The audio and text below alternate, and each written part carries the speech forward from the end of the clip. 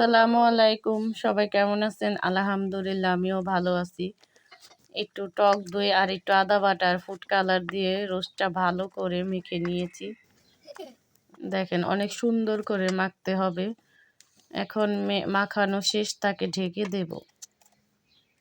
বুঝেন না, একটু পর্দার বিষয় আছে না, মশলাটা জানি ভিতরে ঢুকে, তার জন্য একটু ভালো করে ঢেকে দিলাম। প্রায় 2-3 ঘন্টা পর এখন আমি এই রোস্টটা ভেজে নেব।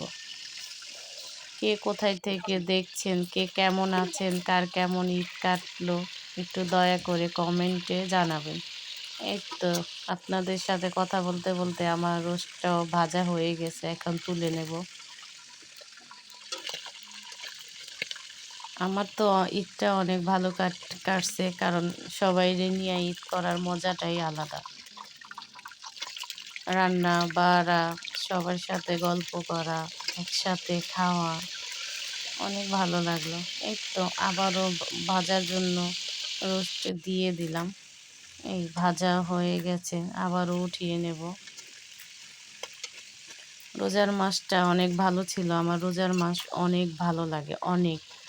তাই অনেক কষ্ট হয়েছে যে এই সেদিনকার রোজার মাস শুরু হলো, আবার এত তাড়াতাড়ি শেষ হয়ে ঈদও চলে আসলো। এই তো রোস্ট ভাজা শেষ, এখন পেঁয়াজ বাটা দিয়ে দিব। পেঁয়াজ বাটার পর আদা বাটা দিয়ে দিলাম। অনেকক্ষণ পেঁয়াজ আর আদা একসাথে কষিয়ে নিয়েছি। এখন রোস্টের মশলা দিয়ে দিলাম। ওই রোস্টের মশলা আমি বাসায় তৈরি করছি, কারণ আমি প্যাকেট কিনে আনি না। সিম্পলভাবেই রান্না করি, আলহামদুলিল্লাহ। সিম্পলভাবে রান্নাটাও অনেক ভালো হয়, অনেক স্বাদ হয়েছে। সবাই খেয়ে বলছে যে না, আলহামদুলিল্লাহ ভালোই হয়েছে। এখন দুধ দিয়ে দেব।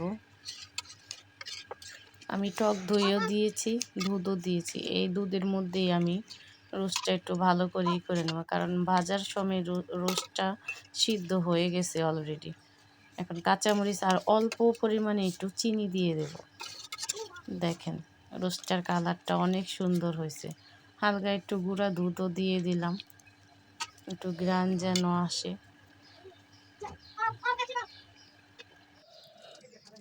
এখন পেঁয়াজের বেরেস্তা আর একটু জিরার গুঁড়া দিয়ে দিলাম। আল্লাহ হাফেজ।